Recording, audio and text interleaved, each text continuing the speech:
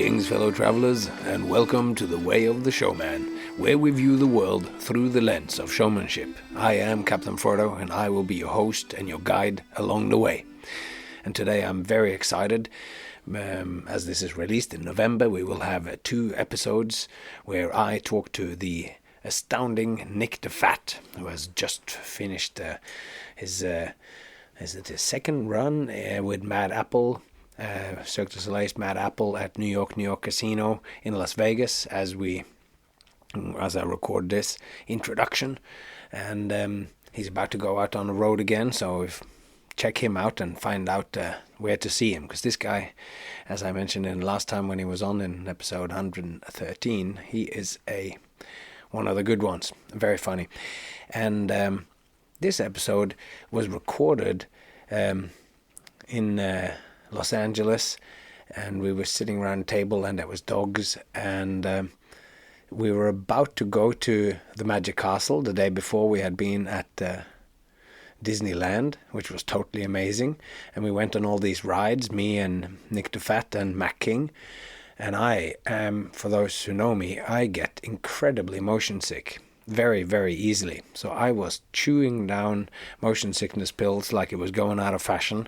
I, apart from the very, very first ride where we took this Star Wars ride, that was quite full on, and I realized afterwards that it was because the kid, there was an actual child, real like 6-year-old kid sitting in the front row doing the steering, and only afterwards did I find out that the controls that the kid was having, they actually work. They steer the whole the spaceship that we're in. So it was going everywhere in the screen, and it really just messed me up. But then after that, very, very exciting. So I couldn't believe it, hanging out with my friend Nick and Mac King, that he came with us to Disneyland. It was like just the kind of stories that you would expect to happen in the old Disney movies, and the kind of stuff, the kind of magic that you would expect to happen in Disneyland. It was such an incredible thing. And then that day, on the day that this is being recorded, we're about to go to Mike Cavaney's house, and Mike Cavaney is another hero of mine that I would see in the Genie magazines when I was a kid that my dad would subscribe to. And we were going to go to his house, and where I met Tina Leonard, his wife, that I had also seen her act on from Paul Daniels' show or something. We had it on a VHS tape. She's got an incredible act as well.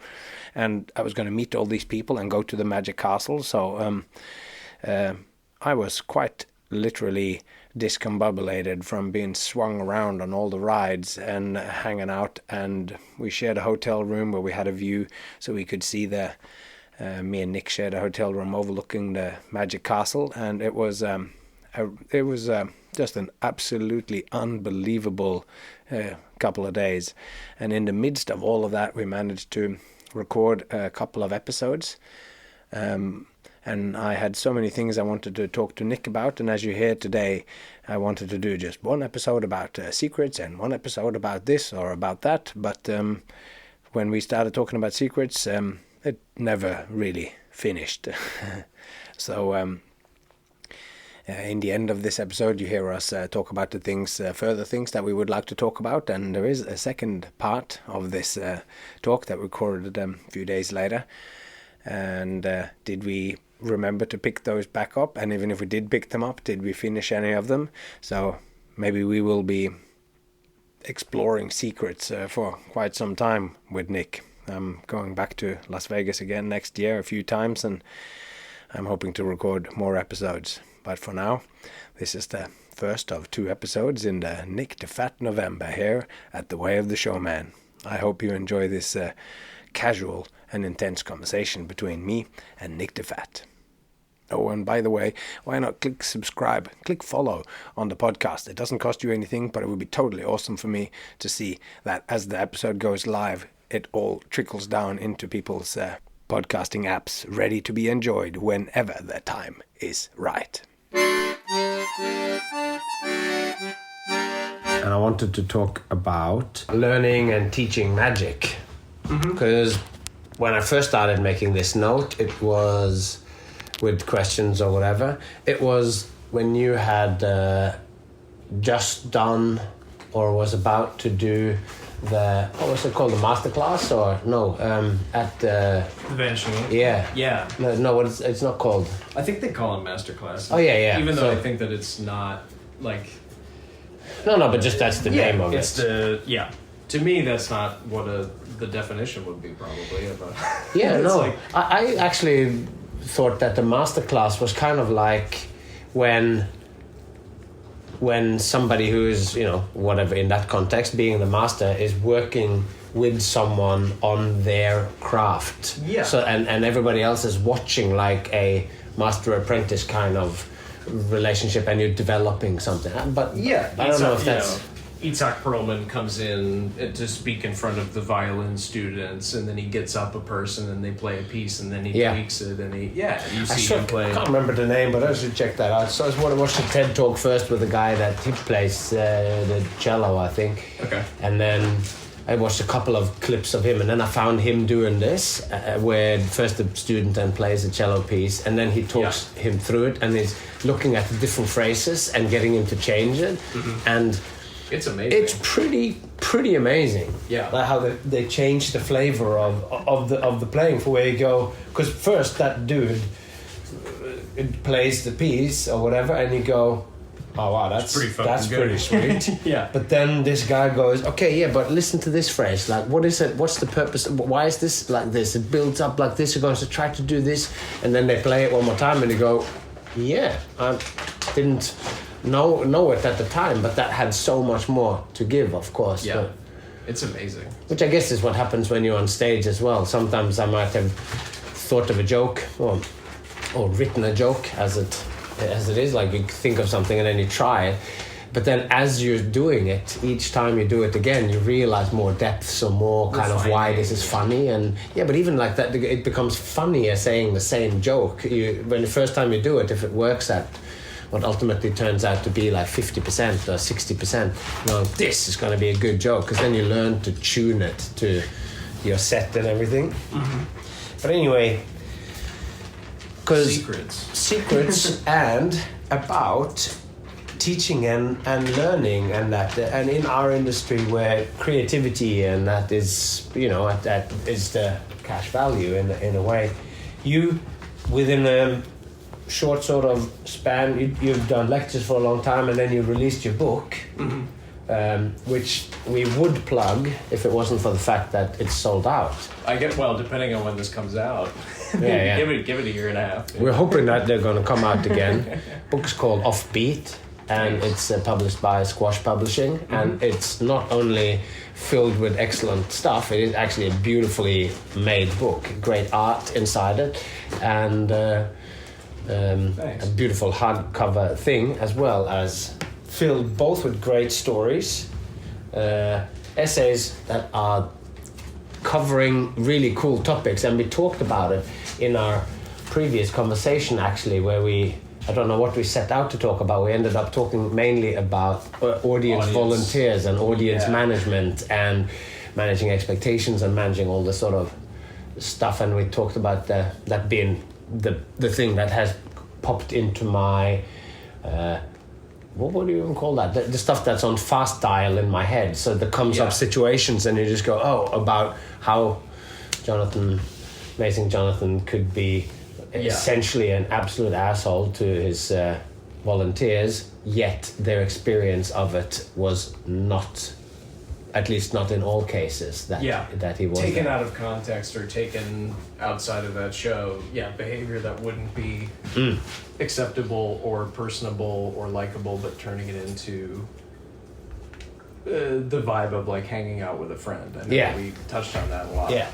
So that's, I think, is brilliant to be able to do that, and that of course relates to how you also you would want that vibe in a sense when you are on stage too, that people in the audience feel like they're watching you as a friend as well, like you get that flavor. Well, I feel like you can go, I had trouble finding the wording for it, but like feeling like you can go further than you would have been able to if you didn't build that relationship with them.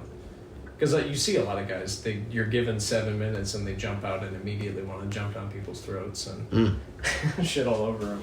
Yeah. But It's such a big part of what I'm doing in my act with all the stuff that I do before I actually do anything. That's like I announce that I'm going to do this location, but it takes a long time before I do it, and that whole first section of stuff is me just introducing myself and being goofy, and there's a hint of that the mic lead and the props aren't quite cooperating with me, but you don't know where it's going to go, and it's just there and it's understated, and then the first thing that I even do is just to put my head in the racket, and I can't get it, and I throw confetti in. But anyway, be that as it may, I'm totally... So, in a short period of time, and you had released that book not so long before we met in Denmark. yeah, it was probably it was like within 3 months, probably. Yeah. So Crazy. very, very exciting. And then I saw you lecture there, and that made me just think of, and then which was maybe then a year after or something when you did your masterclass. Yep. And it just dawned on me that, okay, so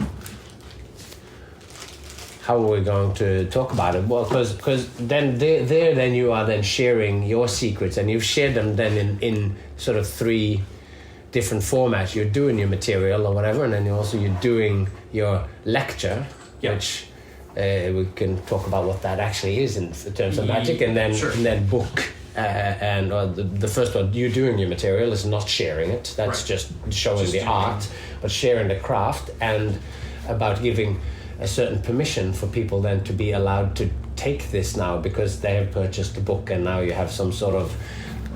but anyway, so the first thing that you did in sharing is almost like learning. So you're learning from your mentors, and how was that thing? Because that is the thing. I thought if you start talking about mentors and how they're teaching you, and then talk about how you did your first lecture or whatever. So I think, well, for me, like the idea of sharing stuff and selling magic products was never really of any interest until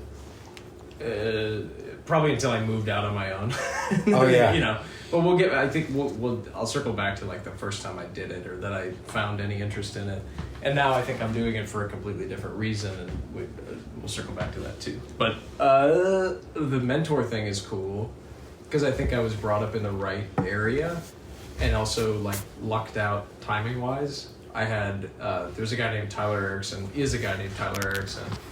who lives in Minnesota, and he teaches, like his entire business is consulting and teaching magicians. So sleight of hand based stuff, to me, if you're going to learn that stuff, you should have somebody, like almost any discipline, like you should have somebody to immediately correct the little things that you're doing wrong so you don't learn it wrong, and then carry on those patterns, right? Yeah. So having the guy that can smack you on the back of the head with a ruler when you're dinking it up, and he's that for a handful of people, really specialized kind of training.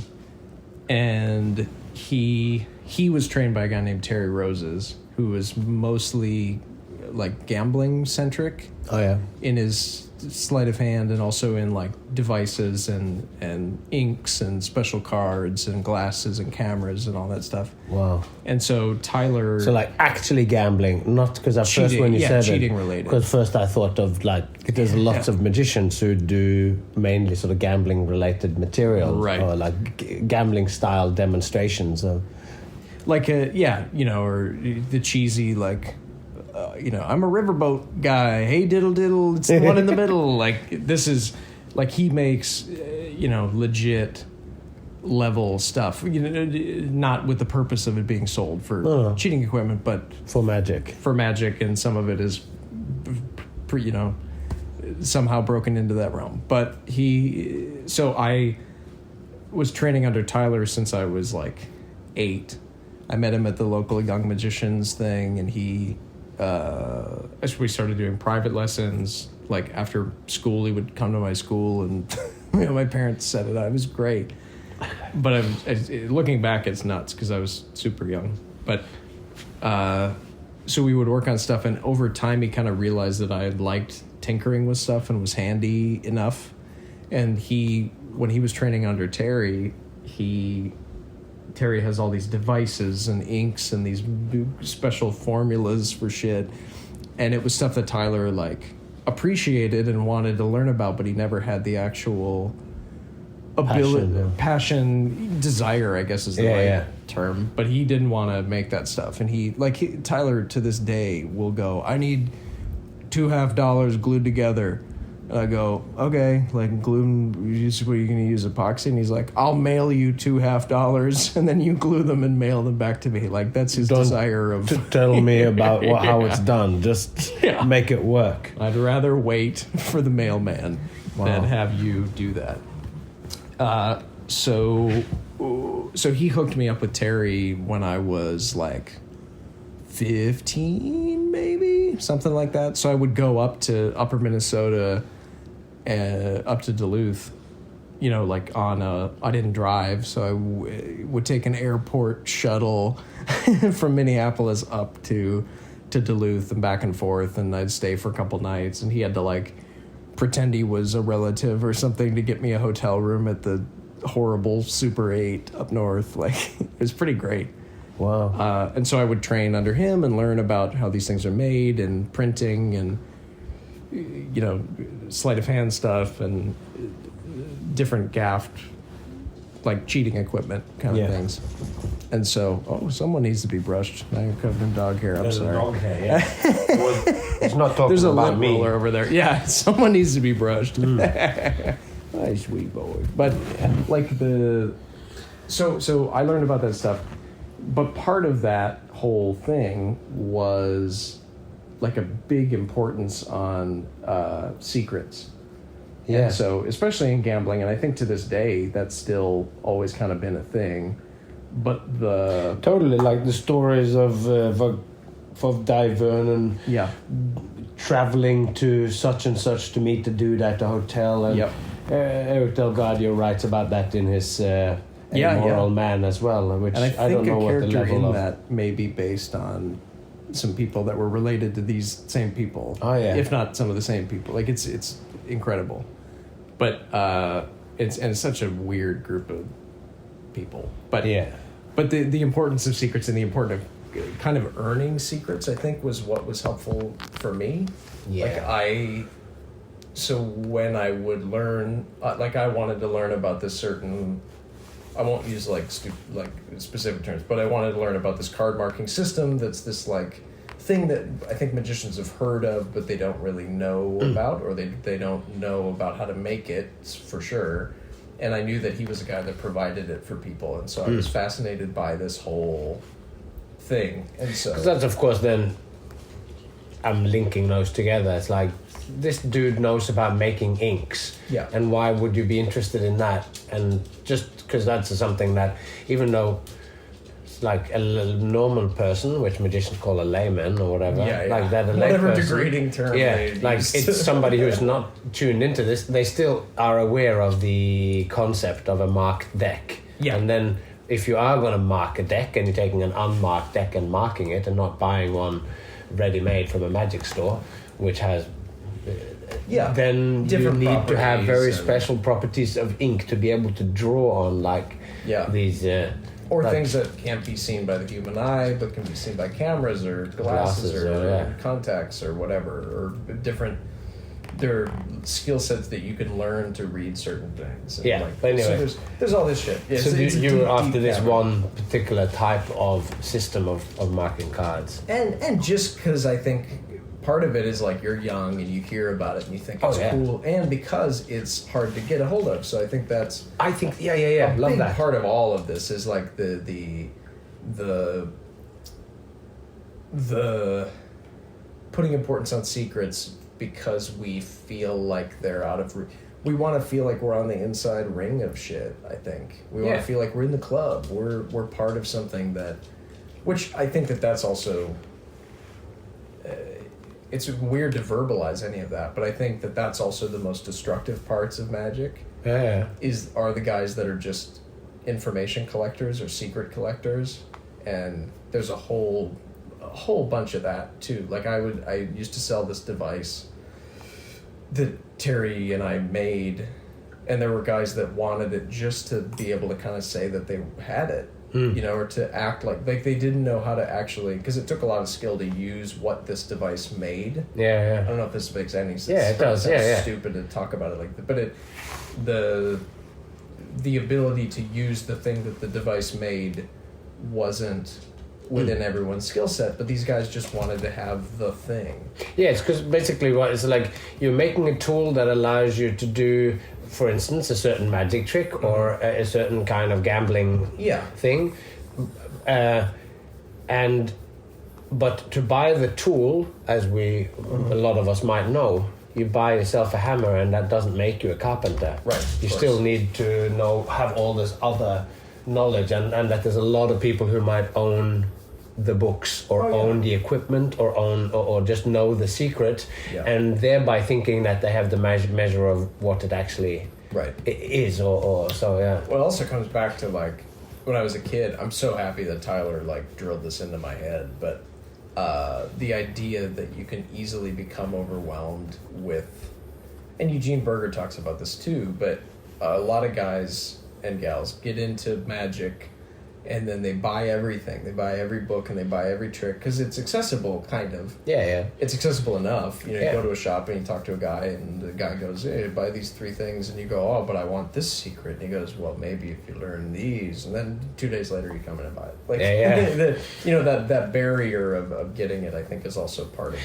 So this is really interesting. So because I have that too, like secret knowledge, and that has been from being a magician and all that, and now as well, like there's like and I see possibly then the link between this and the sort of more esoteric kind of stuff of secret fraternities or secret organizations with hierarchical stages of learning different secrets or so. That goes way back to kind of Pythagoras to the Rosicrucian, Freemasons, Temple of Golden Dawn, whatever. There's like levels of knowledge, or Scientology for that matter. Sure. Like where everything is tiered, and which is why it feels. Is it the mailman? Maybe it's the mailman. Okay. This is just the most American thing. I'm just sitting here looking out the window at the beautiful flowers outside, and there's a hummingbird drinking nectar from a thing, and then the mailman comes and the dog is barking at the mailman. This is like... Isn't it just better? This is better. This is so better. But then we have the secrets that are like... Because this of... further knowledge or so, which is must go into shamanism and all this, that there's levels of knowledge that you can have to understand the world or understand anything. And I think we have this drive towards being in the know. Yeah, of course. Me who going on so much about play in this season, certain aspects, like there's different criteria of what makes play. Yeah. And I have not included this, but a few people talk a lot about this too, about making an inside and an outside group. We are in this game, and there are others who are not in the other game. So that includes a little bit of a level of secrecy, that there is some of that we have a secret knowledge, which you can see also in jokes or in you were there that night, and you just say, isn't this just better? And it's related to something that might have happened to someone else, but then we had that with Matt King when we were doing it yesterday, and it came up in what we say, where I used to say with our family, said, this is the life.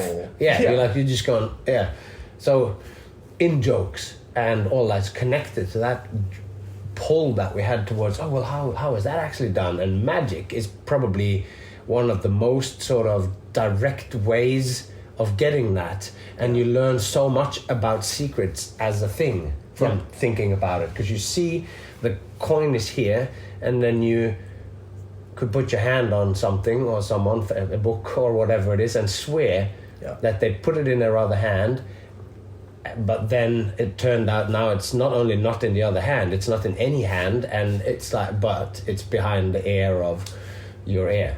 Like that thing makes you go, what's going on here? That's just to make a banal example, because it's more like you can make it more of like somebody you're thinking of something, and then they write on a piece of paper, and then they knew what you were thinking, so they reached into your mind. Scope, but it's the same thing of like it begs you to go. You're coming face to face with a kind of mystery. If you, the mystery of which which hand the coin is in. But still, you are encountering it, so you can't see it like that. It, to me, so there is like the wanting unattainable knowledge, or wanting the unattainable, or but there's also weird tropes that I'll circle back to that. But I think an important part of like my understanding of secrets and the whole idea of earning stuff was, you can go into a magic shop and buy all this shit. You can buy hundreds and hundreds of tricks and hundreds of books and DVDs. The guys that have done that have massive collections of, retail magic, usually are pretty bad. Like if you ask somebody, and Tyler was the one who pointed this out to me, he goes, if you go up to somebody who buys everything and you go, can you do a trick for me and my friend here? Or hey, show me something. They seize up and they go, well, I guess so. Well, normally I would do this and then I'll do, they just kind of have this like, you can get oversaturated and then you completely lose I had a friend who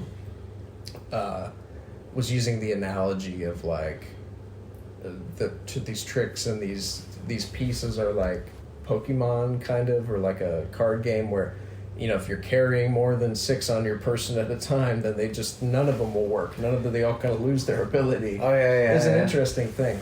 It's like a thought exercise. Not on the actual number of them, but just the fact that like these guys roll up with like a fucking safari vest full of shit and they can't throw down. They can't do anything. Yeah. The guys who have a mastery of 2 or 3 things, like Eugene or Tyler, I could name 100. Like Del Rey did like 10 core tricks, 8 or 10 core tricks in his close-up set. I think he was one of the greatest close-up magicians who ever lived. But it's like these guys that have focused in on the things that are important instead of just buying secrets and feeling like... Because I think everybody does that when you get into magic, and maybe even new hobbies. I've thought about that. I've talked about this a little bit with people trying to understand it. Like, I think if you get into rubber stamps or whatever, like, you're going to buy everything. Oh, I like rubber stamps. You go to the bookstore and you buy 6 books about rubber stamps. Then you buy a bunch of rubber stamps. And you buy, but I didn't know this brand was kind of shitty, so I bought a bunch of those. They don't really last. But then I find out what the good ones are, and I do this. And you have this oversaturation period in any discipline, and then you whittle it down to the things that are important. But it's important to do that. You also probably, like when it comes to magic and performance or whatever, I think you're searching for what feels like your authentic self or whatever. Totally. You don't know, and the longer you've been doing stuff, the less you're pulled towards those things. It's like, there was a time when I also bought gimmicked cards, and as a result, I have like, because this is sweet, and I have a deck of cards that can do this or that. But then after a while, I go, this is really cool, but I should not equate that with I need to get that thing. Yeah. Because I don't really do card tricks. Totally. So I have like 2 or 3 kind of things that I do if the rare occasions when people go, you do some magic, and I have a couple of things that I do. But not so much, and that's important too. So that this is all coming around now, maybe, because the secrets are available, and this is a peculiar thing about magic. You go and you buy yourself a secret, because some of these things you buy a gimmick that can allow you to, like a tool, like you're talking about. You're making a tool, and now I have no skills, but say I take the coin, I place it into the hand, now that coin is completely gone. But you have actually no skill. You've used a tool, and some tools, when you use them in magic, are so easy to use that if you just do that, and people will still see an element of magic in it. Totally. One thing that I think is important to keep in mind is, and I don't think this is, but it does exist in other disciplines, but it's probably more rare in like circus or variety or other kinds of show things, especially juggling. Well, no, juggling, I think there is a huge element to this, but the hobby element, like there's people that they've learned some magic tricks when they were a kid, they went to a magic shop, and now they're 70 and they go to magic lectures and they like learning about what's out there, and they like seeing oh, here's the guy that I saw that did this show, and I want to learn a couple tricks and buy his book and hang out. And so there's totally just a social element to those secrets, and a fun, like, people like getting a toy and they put it together like Legos and they learn the secret and they futz with the thing, and maybe they know they're never going to do a show. So to me, and Eugene summing that up with the, there are many rooms in the House of Magic analogy, which I think is totally it's wonderful. Yes, like that to me is so. I needed to hear that, and I heard it at the right time, because I think I was getting down on that part of it. I go, these guys are never gonna. They all just buy shit, and I have an act. I have 10 minutes. It's all mine, and I have this and this and that. But you look at it and you go, there's guys that like. They got a thing in a cereal box when they were 4, and that sparked this lifelong interest where that's the thing. When they go home, they go to their magic room, and they sit read and they books. read and they look at a DVD and they study it and have the knowledge, but are not practicing magicians. But in some ways too, like, as much as we would think that the only people who got the few thousand copies of your book were all working show folk, but I the probably reality wouldn't be working if that was true. Yeah, no, but it's like because so many of those would get it, read it, enjoy your essays, and enjoy the way that the tricks are, but would never actually consider Tons of making it and doing it, and that's why, like, where you realize that aspect of it is also keeping this sharing of secrets alive. The fact that there are so many, I mean, it's a lot of guys, but but maybe a rising number of girls. Absolutely. And in more not just year. guys, but that in old men. So when I went to magic conventions when I was a child, it was like these men that was there, that was like, some of them my dad's age, but a lot of them were older than my dad, because now this was like, what was I trying to nail down when I met Mac at this convention? But it might have been in 1989, but I must have been like 13 or 14 years old or whatever, and I got his the book or the autograph in the thing. But and then there was just these old men, and I'm like, by all definitions, a child. Same. I mean, they were. I think it is a lot of people coming back to it. That's the thing. When I talk to these guys at clubs now, especially, it's guys that wanted to do it, and then they got a corporate job because that's the way that life works. And then they come back and they fucking love being able to do like 6 things socially at a picnic every year. And then they go and they take their year and they learn some new stuff and they read 100 books and some people are historians. I mean, I work with that auction house. A lot of people just are knowledge, Yeah, Mike Cavaney is of course huge. Well, but Mike is an act too. Yeah. So it's hard to kind of but I was just, because when you said the many rooms of magic, I'm like, there are people who are in it for the secrets, and then there are people in it who are in it for the history, who just read about the history. But then there's people like him who restore and research and remake the $1 Million Mystery or whatever, and then put on conferences about it, which is why I brought that out. Because of course I had the pleasure of reading his book as well, or 1 volume of that book. Nice. And it's extraordinary act. Necktie and with the chicken, and it's like. It's so amazing, and that is also that it has that room that not because we talked about, that was just us personally talking about the 3,000-4,000 years of juggling or whatever. Yeah. But because there's this one juggling historian practically, just, but in magic there is not just one. There's lots of people who are writing about different aspects of it or whatever. I was thinking about that too. On a deeper level, because it was so interesting to me, because in magic it feels like there's this crazy deep rich history of, like, you could go in a million directions, right? You could go and just research comedy magic from the 40s on or whatever. You could just research stuff that dabbles in the occult, or just research this or just research that. And in juggling, I feel like there has to be that same level of stuff. It just, I don't understand. I have been wondering about that too. I think this is, when I talked to Jay, one of the things that we pursued a lot here, and the people who listen have heard me talk about this difference between abstract and concrete or whatever performances, and a lot of that I'm starting to think now that it has to do with the fact that I grew up within magic, and I grew up within doing magic with my dad, where we are always in a situation where I did family shows at wherever would have us. There was no magic club.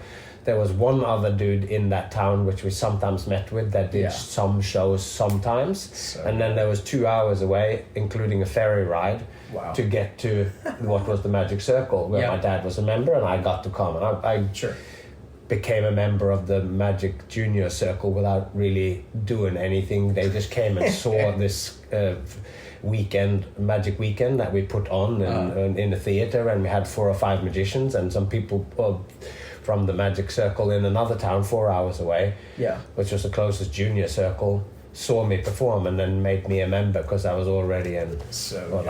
Anyway, what was I going to say about that? I'd lost my thread now. Concrete and abstract. Concrete and abstract. So I was always in a situation where I couldn't show up and do 5 minutes of manipulation, which you could only be seen from the front. And you needed to talk. Like my dad, there was no question that when I was going to do my act, which I couldn't be in the show and that until I could do an act. And when you did that, you had to talk. You couldn't just go out. I did the sort of torn and restored piece of paper with like Chinese writing on it. Yeah, of course. Which is just perfect for a 10, 11-year-old boy. Well, you know the whole laundry ticket story, so... it's like, So anyway, that's all. But I had to say something. Even if it's just like the absolute level 0 or level 1 of going, here I have this magic scroll from ancient Chinese writing or whatever, and then secrets are so hidden, you need to rip them up, and now, but then sometimes you might forget the secrets, and then you can use the stuff you've learned in the secrets to make it all come back again. Here it is. Which that's better than most 12-year-olds. I think at least you got an actual... Well, I'm sure Dad helped me or whatever, and it was based on what was printed in the Xeroxed copy of the thing. I can't remember. Ancient maybe that wasn't what I said, but that has been what it is over time. Maybe I just go, here I have a piece of paper, now I'm ripping it some more, and now it's back together. Maybe that's what I said. But that means that when I'm talking about abstract and concrete, it's that thing. Maybe it is that I am so used to there being some sort of story in it, from A to B. And that bit is relatively easy to capture in writing by lay people, say a journalist who writes a bit about stuff, but you can remember that story or whatever. But whilst if somebody comes on and does a sequence of moves and shapes on a hoop suspended from the roof, then we're in sort of modern dance territory. What are you going to say? First, the young man, he was very flexible and he had his leg in this direction, and then he held onto the hoop, and then he spun around and hung on his other leg. So because it is so abstract, you don't have a language and you don't know what to do. You can just say, it made me feel this way. And I think with the juggling as well, there's things that are like possibly the entry-level things. So he juggled and he threw under his leg, or he juggled knives. That those things are easy to sort of understand and write about. He did a whole bunch. But the intricacies of it is difficult to capture. And maybe because magic often has this story element to it, like a huge part of it at least has. And of the magician that you're most likely to see that in everyday life, not when you go to Vegas and see those shows or whatever, or you see because those are the very few. If it's not the cream of the cream, it's a production show. Or even like I would have seen Penn and Teller, or you've seen the reason why they have been there for 20 years of Mac King, who has been doing this show for so long. It's because it's an unbelievably well-crafted show that you go in there and it continues to be exciting after 20 years of it. It's the material in it is timeless. He's not, we talked about this yesterday briefly, but like he's not doing the latest, coolest trick, and it's hip because it uses Christina Aguilera's song and it ties in with this trick, which... What's up, fellow teenagers? Exactly. Who's got an iPhone 15? So maybe there's something in there with that level of like why is history of these things. So that's one aspect, and the Sure. other aspect of it, I think, has to do with secrets. Yeah. Because knowing that if you're interested in magic and knowing how somebody did it, and having done conversations with him or talked to other people about him, how Yeah. he, what was it, Harbinger that did the box first? No, what's his name that made the end? The Just zigzag. cutting. Yeah, well, Yeah, Harbinger, zigzag. Zigzag, yeah. Yep. So, like, to know those things and then to write the history of something which becomes an illusion, which now is not quite, but it's almost like the rabbit out of the hat, which Absolutely. is just like you look at Yeah. that thing and you go, this is a magician. It's got a box like that and it can cut a desistant into pieces or whatever. And I guess there is the element of like, with juggling or with aerial or whatever, what is being displayed is what is being understood. True.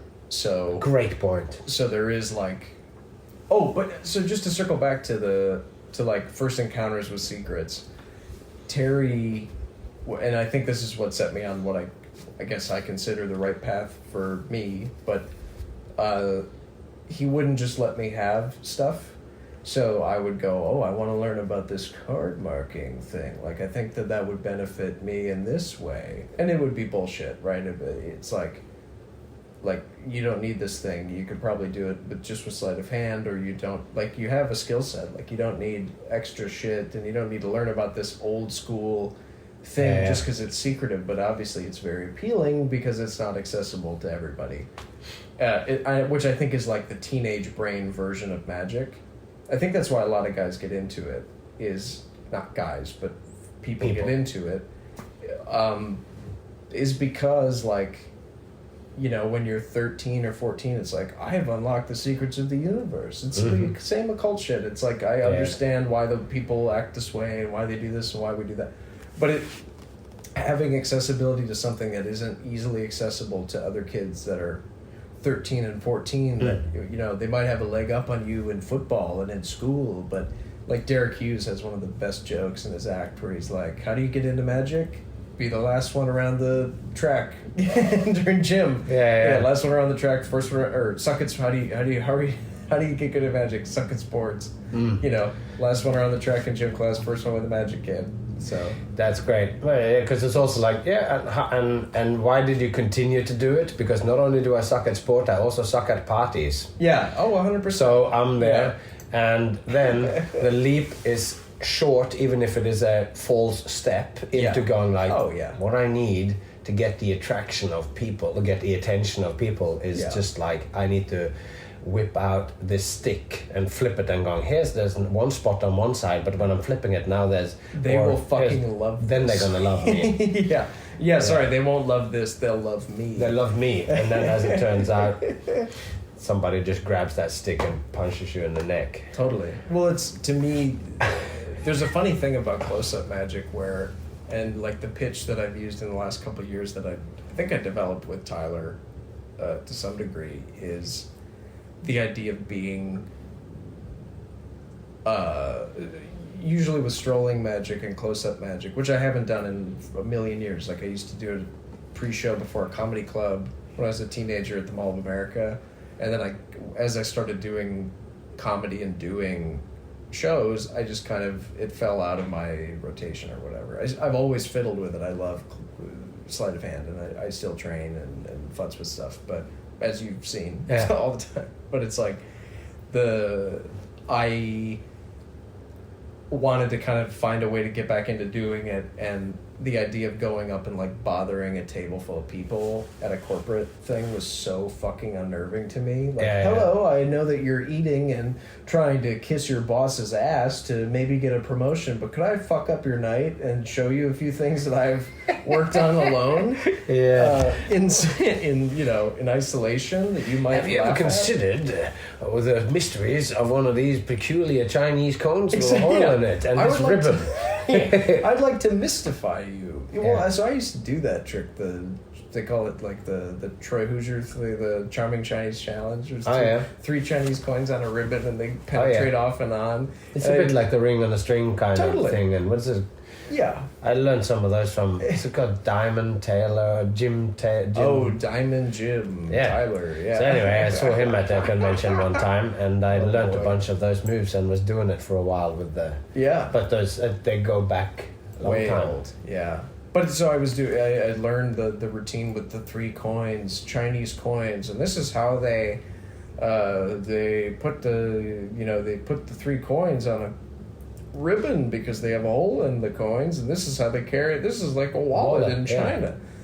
And I never got one, but I used to want those Chinese coins. Oh, yeah. I just thought that was the sweetest thing. Wow, what's it like being rich? You can afford Chinese money. Yeah, but now fake I actually Chinese have money. Now I have money now, so I can buy it. But now some of that desire has subsided. People couldn't pay you to carry those fake Chinese coins around. Yeah, That's the best part. Is it's like we have a Japanese woman who's great who works at Potter and Potter, and she will like look at some of these awful old magic props and go, "Did you know that that's the Kikkoman soy sauce logo on the side of that box, or that says like doorway on that panel?" Yeah, because it's been the letters has been chosen exclusively for their aesthetic value. Yeah, and their mysterious values that they.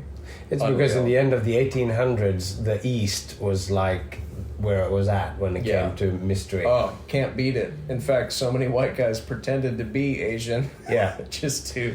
Yeah, so much so that break into that market. Tarbell, one of the great collections of stuff about magic. It's like, what is it, 7 books or 8 books or something? Technically 8. I think the original Tarbell course that he was like involved in is the 6. Maybe he was allowed to addendums 7. And stuff found in his archives and stuff added to it. But there is, at least in one of the books, there is a section on Oriental magic. Oh yeah, there's multiple. And there's tons of books on it. It's wild, and it's an interesting part of history, especially like Okito, like this Dutch family that Bamberg, is that his name? Yeah. Theo Bamberg and Bamberg, yeah. And his son became Fu Manchu, who also notable famous white people who became Asian, or had the character that was Asian. And at the time, we can think what we want about it now, and it might just go, "Oh, that was totally insensitive," and or whatever. But it's like it wasn't off limit at that time. No, of course. It was. I think we did. But they kept secrets as well. Like none of them went out and then. Yeah. Like finish off, and he just wipe. Oh, I don't know if he put any yellow on his face. Fu Manchu is kind of the classic, or not Fu Manchu. Chung Ling Soo. Chung Ling Soo. That's the classic. Like, if you guys are looking for a book to read, the Jim Steinmeier book about Chung Ling Soo is one of the great magic biographies. Because it has so much to it, the magic and him with his producing the goldfish bowl out of nowhere, and all of the things that it almost is in the territory of in like the what's it called, the movie again, the Prestige of like where people are holding these secrets almost to the detriment of them, so that literally the style that you walk or the style that you behave to be this character, it's taken over your whole life, so you've sort of transformed from whatever you were before into a Chinese it's unbelievable mystic. Well, that one, and this is no spoiler, like he did the bullet catch famously, but he lived his life publicly as an Asian man. Yeah. So, like, he is doing the bullet catch on stage, an accident happens and he gets shot. They bring him to the hospital.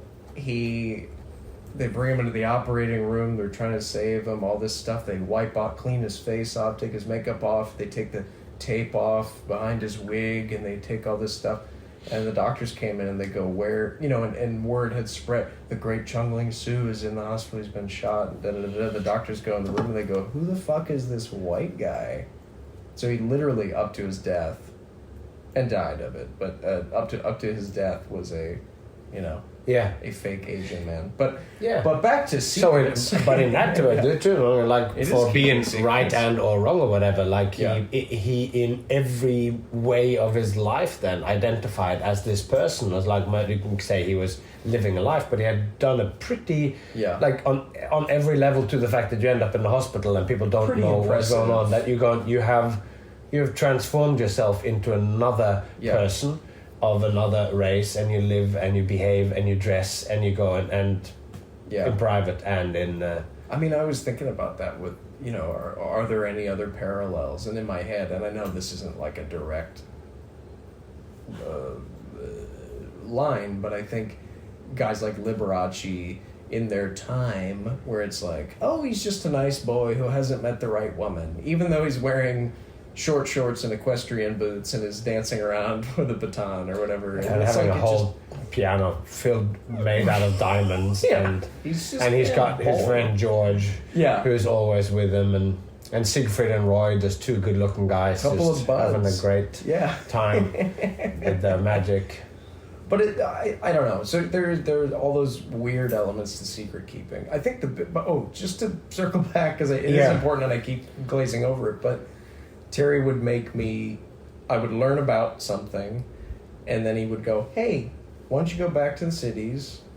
When you go back, make a bunch of these, learn how they work, find flaws, improve it, whatever, right? And so I'd learn some secret. I go down and I mark cards this way, and I learn how to do the finish and do this thing, and I'd find a new chemical. Because at the time, some of his things were not outdated at all, but like the materials were improving, and cameras had really changed a lot. So he would teach me this thing with an old hardwired camera, and then I would go learn about cell phone cameras, and I'd come back a couple months later and say, hey, look what I did. I built your big, 90s hardwired camera thing that was in a big wood box into a cell phone, and I learned how to rewire this thing. And so he would see that I was dedicated to it, and then you would kind of not earn, but you would earn the next step through doing that. And so we did that for years. I think it was super important to me to have that, and Tyler totally would do that with me. That fucking guy, he'd show me a card trick, blow my brain out. I have no, I go, you're in that I know everything phase of magic. Kind of like you're a few years in, so you're 3 years into something, you know fucking everything. Dunning-Kruger effect is peaking out. Boom, yeah, exactly. I'm at the peak. And he shows me something, fools me badly, upsettingly badly, with a card trick. So I feel that feeling again that you first have. Yeah, it's like you've reached one level, you think you know everything, and then somebody opens something and you go, wow, I just got a glimpse of another aspect of the mystery. It is This is much bigger than I thought. Another universe opens up. And That's then the awesome. important part and the main part about that, and I try to do this I am a counselor at Tannen's camp every year, which is like a bunch of acts volunteer to this kids, there's 100, 200 kids that have a deep interest in magic, and they come out to the college every summer, and we do a week of non-stop training at different skill sets, and they do shows and contests, and like Mario does it, and all these different Derek Hughes, and it's really intense, and it was something that I really wanted to do as a kid and never got to, so now it's cool to be able to go back and do it. But I do the same shit that Tyler did to me, where you really, if you nail a trick with someone that they just don't understand, and they don't, I know it sounds cheesy, but you really fool the shit out of somebody who has an interest in secrets and in magic, not immediately going, well, you're in the club, here's how that works, and pulling the veil off and immediately giving them secret.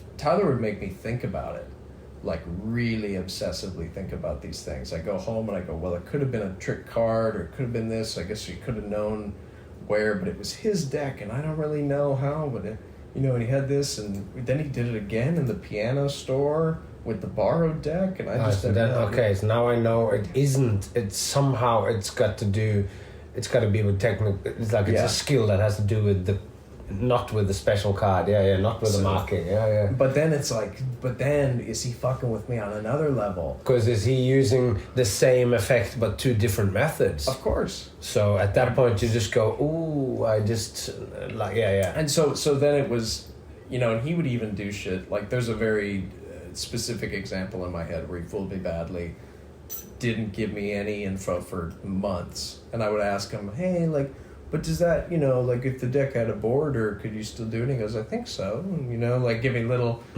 pieces of information. And he goes, I think it's in this book. He gave it's like a Walter Gibson book, big book on card magic, thick book. I didn't own it, but he was like, I think it's G, you know, you can find it, and it's around. And I bought this book for $8 online, and I wait, and I get this old book that is out of print, and I read through the whole thing, and I go, this trick's not fucking in it. Like, you know, I go, what did he sent me on this whole blood path for this secret, and I'd have no idea. And it's funny that our brain, you know, will go that far for understanding how somebody knew what cards were where, or whatever, how a card... So it's funny, but in that, you know, I hadn't felt that feeling in a while, so I dig and I dig and I dig, and I realize, like, oh, it's 1,000% something that is very accessible and very much within my knowledge base. I had just repressed it and thought, oh, he would never do that to me, and it would never, you know, I wouldn't be fooled by something like that. So you end up like tripling back on yourself, but the idea that he took the time to send me on that path. Yeah. I do that all the time at that camp. That's great. These kids they just go like, oh, well, you know, he did this thing and that's similar to this and he bought it in that book and then this and that. You fool them with 10% of it and they will go and learn so much more than just giving them material and overcrowding their thought process. To give things where, which is like, looking, so go back onto the different aspects of ways of learning. Because you can say to the kid, start and say, okay, well, no, here, you show the trick. Then they go, wow, how do you do that? Let me show you. Hold the card, hold the deck like this. Which do that this. is part of it too, right? Yeah, but so that's one aspect. Yeah. Then another way would be to go, oh, it's in this book, which is out of print. Yeah. And then that kid goes away, maybe gets that book, and that kid that goes and gets that book, they're the ones you know that when you're performing in a cabaret somewhere or whatever, that kid is one day going to be on the bill with 100%. You. 100%. Because those ones who go out and do that, they then have to live themselves into the material and into the thing. And that book that you read, when you read it and you were looking for a specific secret or whatever, and you read it with that in mind, you're pulling out stuff and it's shaping you so that you take that into the next thing that you do. So that's like 100%. Another way of doing it. And then it's now where you then, when you get it in a book, you learn thing in a certain way. Yeah. One, which you have much more experience of me, is that you don't write out necessarily your entire script just as it is. Because you don't want to share all your jokes and everything, and you want them to put themselves into it as well. So that's one thing. And now, but a lot of people are watching stuff. Yeah, of course. And you have it on DVD, because when I was a kid, the things that were available of magic stuff was most of the time it was taped lectures in the beginning. People who were doing a magic lecture, and it's incomplete. It's not made as a thing for video. And then it started to become great. The Magic Video Library and all those things were coming out in the 80s, and there was probably magic before that. With the intent of teaching. A magician. But what happens then is that I heard the jokes that Paul Harris did. When he did the tap dancing aces, and I loved that routine, but there was nothing about that a 14-year-old or 50, whatever old I was, especially Paul stuff. It's so odd, and it's little wordplays and quips and things, and it's droll, and it's like, and it was not me at all, but to me, and then I had to translate it into Norwegian, and you're sort of going like, and I don't have that same technical skill, but pretty strange stuff, I would say. Big time. Well, and I think part of it for me is because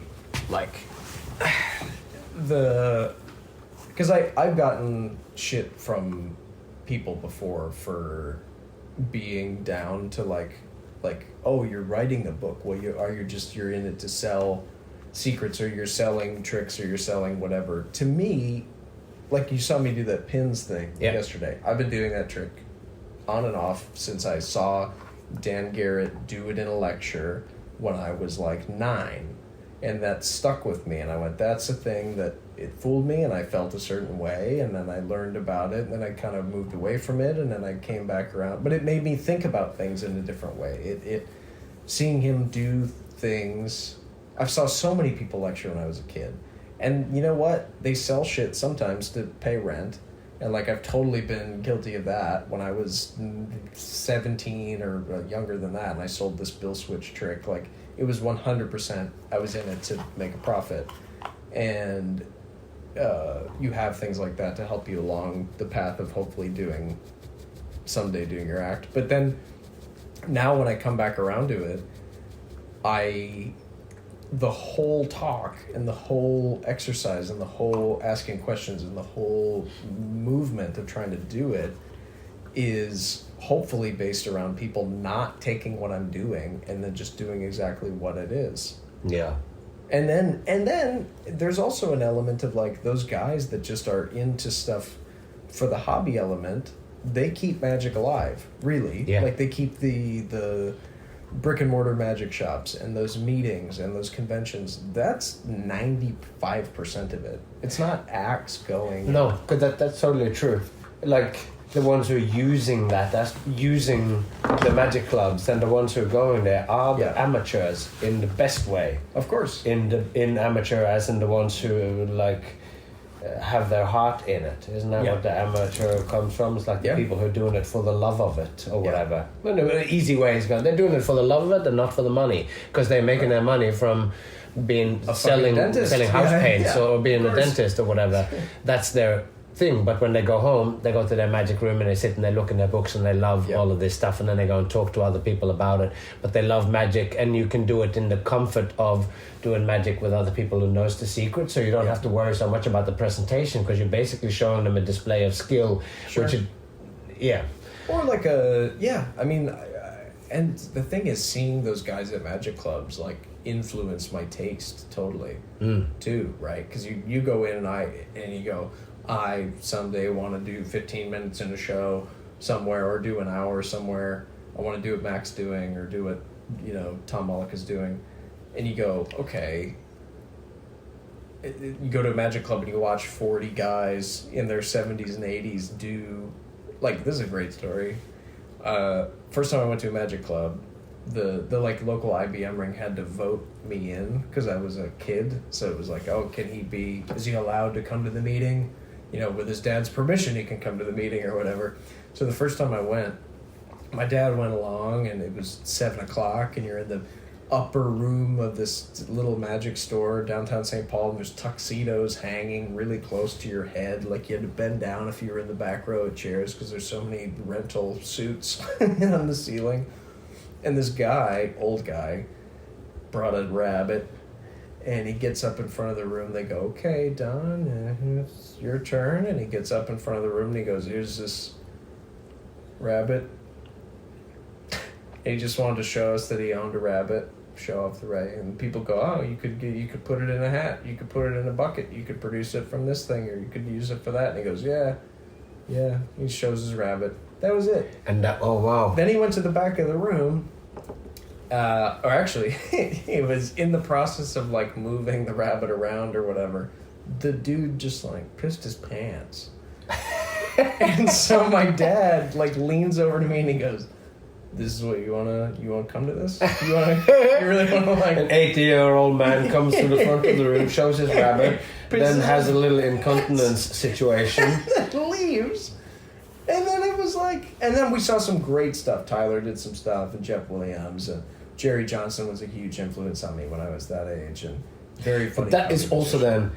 That is a community. No shit. Of like where It's like, oh, he's so old, but like back in the day, he went and did that competition in Prague. Maybe he that was guy there never at did the that, but maybe not that guy, but it's like some people are just. Yeah. But anyway, we I see that what we have gotten to now we've just talked about secrets. Yeah. And we should just record another one because now we've got to go. But we should, because it's already 3:00. Okay. Yeah. Let's. So we can then talk specifically about your lecture, because I'd like those different aspects of it and what that. Because now we're going into the territory of copying and stuff as well, of doing stuff. Where the way ethics lie. Yeah, ethics and all that. But then also like the differences of what you learn and can copy from when you have seen a lecture one time. Yeah. Because then you go home with a few notes or with your lecture notes or whatever. But if you just come home just with your notes, you've just taken this image and you have a secret and a few ideas, but you can't remember everything. And in a lecture, you rarely go through and do a written script anyway, like presenting the script of it or whatever. But then when you get a video or whatever, now you have been teaching for a video, but you haven't made a video. So maybe we'll do that in the next round of the conversation. Please, yeah, I'd love to talk about like the why I would share secrets and why you would share secrets, exactly. And also I'd like to talk to you just then about the writing of the book, which is then how to choose what to put in and what not to put in for exactly these reasons, for the fact that you then have it verbatim. And some people do that. They buy the book or they buy the trick, and it comes with a little piece of Xerox paper and it says on there what you're going to say. And then they say that. It's a choice, and the choice to do or not do that. Yeah. Which I think is a huge part of it. But, thank you for having me again. Thank you for having me here. This is kind of your house, I guess. It's such a great thing to listen through this again. I miss hanging out with this guy. Looking forward to the next chapters. And until next time, it would be awesome if you followed me on Instagram, The Way of the Showman at Instagram. I do post things there irregularly. I want to be really good at social media, but I'm trying to avoid doom scrolling, and I've got so many other things going on. Did some excellent writing today on the final chapters of the showmanship and play. And I'm about imagination and everything, so I feel pretty good about myself, and I hope you are feeling really good about yourself too. So until next time, take care of yourself and those you love, and I hope to see you along the way.